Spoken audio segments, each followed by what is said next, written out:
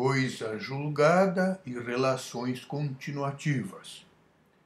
Sentenças que dispõem sobre relações continuativas podem ser revisadas. A revisão não anula a sentença anterior, mas lhe estabelece um limite temporal.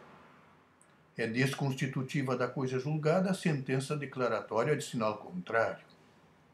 A sentença declaratória da paternidade é desconstituída, e não revisada, pela sentença posterior que negue a paternidade, ainda que do fato declarado, a concepção, decorra um status jurídico, o estado de filho. Pelo contrário, não ofende a coisa julgada a sentença que desconstitui, a partir de certa data, relação jurídica constituída por sentença anterior. A hipótese aí é de revisão da sentença.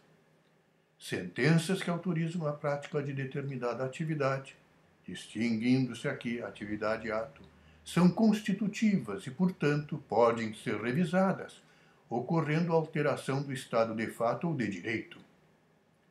A sentença condenatória, que propicia execução por subrogação, a executiva, que permite execução no mesmo processo, e a mandamental, que determina ao réu que faça ou deixe de fazer alguma coisa, supõe um ato, positivo ou negativo, a ser praticado ou sofrido pelo réu. Tratando-se de um ato único, não há dúvida que ofende a coisa julgada a sentença de sinal contrário, porque, sem contradição, não pode o ato ser devido e não devido, permitido e proibido. Já uma série de atos pode ser interrompida sem prejuízo dos atos já praticados. Pergunta-se, em que casos uma sentença posterior pode determinar a cessação da série de atos, sem ofensa ao julgado que os determinou ou que os autorizou? Uma sentença pode conceder ao autor um bem da vida consistente em um número certo de prestações ou em um número indeterminado, até a ocorrência de um termo ou de um fato certo, até dezembro de 2020, enquanto viver, casos em que viola a coisa julgada a sentença posterior que reduza ou majore o seu número. Já o valor das prestações pode ser alterado por sentença de revisão, como no caso de imprevisível alteração do valor da moeda. Tanto a lei como a sentença sempre regulam o futuro, não o passado, porque este não pode ser desfeito. Ainda que se declare a inexistência de uma sentença de paternidade, não se pode apagar o fato de que, durante certo tempo, o autor foi juridicamente havido como filho. Trata-se de aplicação da flecha do tempo. Quod factum est, infiere inequit. Não se pode desacontecer aquilo que aconteceu.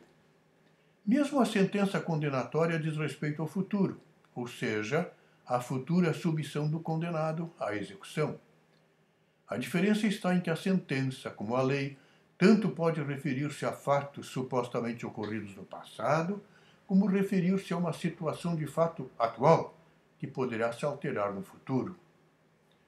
Pode ser revista a sentença que expressa ou implicitamente supõe a continuidade da situação de fato em que se baseou, rebus sic stantibus.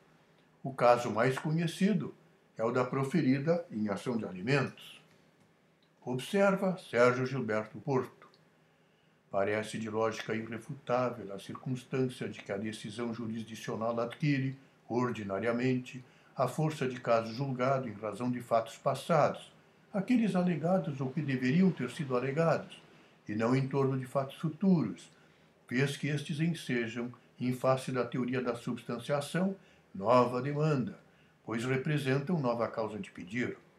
Essa ideia parte da premissa de que a relação jurídica é somente normada nos limites da situação substancial posta à apreciação, vez que pode, com o transcurso do tempo, sofrer alterações fáticas. Contudo, deve ser registrado que essa limitação não ocorre apenas quando a relação jurídica controvertida for tipicamente continuativa, tais as antecitadas, ou seja, as alimentares e tributárias, dentre outras que possam existir igualmente de periodicidade intrínseca. Com efeito, Também as relações não marcadamente continuativas estão sujeitas às variações temporais, haja vista que toda relação jurídica possui, com maior ou menor intensidade, a presença da cláusula rebus sic stantibus. Dessa forma, portanto, resulta evidenciado que a decisão jurisdicional regula a relação jurídica somente nos limites da situação substancial posta sub judice e não para todo sempre, ou, dito de outro modo, os limites temporais da causa petende, não atingindo o antes nem o depois daquilo que foi posto a exame. Suponha-se sentença que julgue improcedente ação civil pública com pedido de proibição de um produto alegadamente nocivo, com fundamento em laudos periciais negatórios de sua nocividade. Firma-se posteriormente na comunidade científica a tese da nocividade do produto. Pergunta-se, pode ser considerada como alteração do estado de fato o novo conhecimento adquirido sobre os efeitos do produto?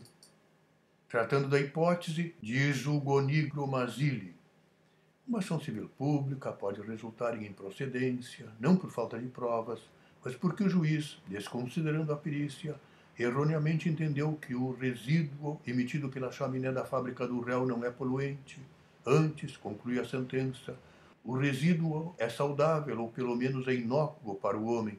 Formada a coisa julgada com eficácia erga omnes e vencida a oportunidade da rescisória, será que a humanidade ficará eternamente condenada a suportar a produção daqueles resíduos altamente tóxicos e prejudiciais? Pode ainda ocorrer que a sentença tenha sido dada por corrupção do juiz, e embora as provas da corrupção já fossem conhecidas, pode já ter decorrido o prazo decadencial de 2 anos para propor ação rescisória. O que fazer?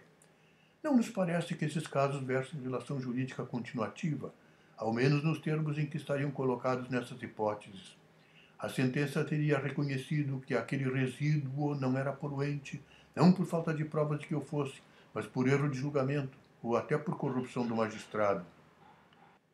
Com a continuação da produção do mesmo dano, a rigor não teríamos uma alteração nem na situação de fato, nem de direito, mas simplesmente o prosseguimento da mesma atividade poluidora pré-existente.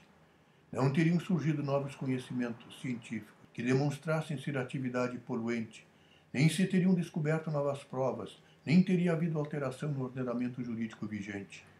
Teria, então, toda a coletividade de suportar eternamente a imutabilidade da coisa julgada? Ora, não se pode admitir coisa julgada ao direito adquirido contra direitos fundamentais da humanidade. A verdade supra-jurídica é de que não existe nem pode existir o direito de violar o meio ambiente e destruir as condições do próprio habitat do ser humano. Como admitir a formação de direitos adquiridos e coisa julgada, em detrimento até mesmo de gerações que não nasceram? A prova nova ou documento novo pode eventualmente constituir causa de ação rescisória, isto é, de ação para desconstituir a coisa julgada, mas não constitui alteração do estado de fato. O produto agora nocivo já o era ao tempo da sentença. Mas impõe-se aqui uma sutileza. Embora baseada em provas, uma nova verdade científica constitui sim um estado de fato novo. Por isso mesmo, o projeto de lei 5.139, que se propunha a regular a ação civil pública, estabelecia, artigo 38, na hipótese de sentença de improcedência, havendo suficiência de provas produzidas, qualquer legitimado poderá intentar ação revisional, com idêntico fundamento, no prazo de 1 ano contado do conhecimento geral da descoberta de prova técnica nova, superveniente, e não poderia ser produzida no processo, desde que idônea para mudar seu resultado.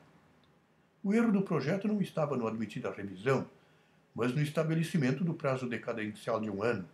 Em casos tais, a revisão deve ser admitida em qualquer tempo. Diz Elaine Harzai Macedo. Não podemos olvidar que o direito ao meio ambiente não se esgota num determinado momento temporal. Ele é permanente, se sucede, se repete, se renova dia a dia, é eterno, duradouro e não necessariamente se caracteriza como sendo sempre o mesmo.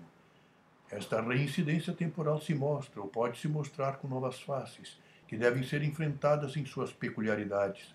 As decisões, criadas para cada processo, cada situação, ainda que gozem de uma determinada indiscutibilidade e estabilidade, devem elas se cercar de uma segurança jurídica, uma segurança voltada para o passado, para aquelas circunstâncias que foram investigadas e decididas na lide, e nada se refletindo para o futuro, que pode sim exigir alterações, seja em que sentido for.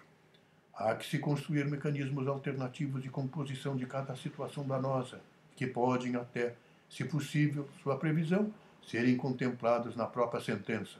Por que não? O Código Modelo de Processos Coletivos para a Iberoamérica, aprovado nas Jornadas Ibero-Americanas realizadas em Caracas em outubro de 2004, preceitua: nas ações coletivas de que trata este Código, a sentença fará coisa julgada erga omnes, exceto se o pedido for julgado improcedente por insuficiência de provas, hipótese em que qualquer legitimado poderá intentar outra ação com idêntico fundamento, valendo-se de nova prova. Parágrafo 1º. Mesmo na hipótese de improcedência fundada nas provas produzidas, qualquer legitimado poderá intentar outra ação com idêntico fundamento no prazo de 2 anos, contados da descoberta de prova nova, superveniente, que não poderia ter sido produzida no processo, desde que idônea por si só para mudar seu resultado. Comentando o Código Modelo, diz Ada Pellegrini Grinov: para os mais ousados, a disposição poderia caracterizar uma coisa julgada secundum probatione, assim como mudando os fatos depois da coisa julgada, que incide sempre sobre o passado, regulando as relações jurídicas então existentes. Esta pode ser adaptada aos fatos supervenientes, como na ação de alimentos. Assim também a coisa julgada somente colheria os fatos conforme foram provados, ou poderiam ter sido provados. Eficácia preclusiva da coisa julgada. A prova superveniente, que não poderia ter sido produzida no processo, escaparia desse modo das malhas da coisa julgada. Mas o fenômeno descrito no parágrafo 1º do artigo 33 pode ter explicação mais simples e menos revolucionária. Diversos ordenamentos processuais, como o italiano, contemplam uma forma de desconstituição da sentença passada em julgado, denominada extraordinária, em que o prazo para a revogação da sentença, correspondendo à ação rescisória brasileira, começa a contar a partir da descoberta da prova nova. E realmente o prazo para a renovação da demanda, a necessidade da idoneidade da prova nova e o fato de não ter ela podido se produzir no primeiro processo assemelham essa hipótese à revocazione extraordinária. Só que o Instituto não é previsto em diversos ordenamentos ibero-americanos, como não é no Brasil, de modo que o Código Modelo escolheu a via do ajuizamento de nova ação, sem necessidade de desconstituição da sentença negativa passada em julgado. No caso de prova superveniente, só o juiz do segundo processo pode constatar que a sentença proferida no primeiro foi proferida com base na insuficiência de provas. Ficaria, porém, seriamente abalado o princípio da segurança jurídica se pudesse um segundo juiz, a qualquer tempo, negar a formação de coisa julgada e proferir sentença com eficácia ex tunc, com base em prova superveniente, sobretudo se considerada como tal, por exemplo, uma perícia posteriormente produzida. Por isso, mais adequada a previsão de uma ação de revisão, com eficácia ex nunc, mas sem prazo, particularmente no caso de se haver estabelecido uma nova verdade científica. A desconsideração da coisa julgada, nos casos apontados, e o conhecimento científico novo, como fundamento para a revisão do estatuído na sentença, têm como fundamento comum a certeza do erro, que pode ser proclamado independentemente de consulta aos autos do processo em que proferida a sentença.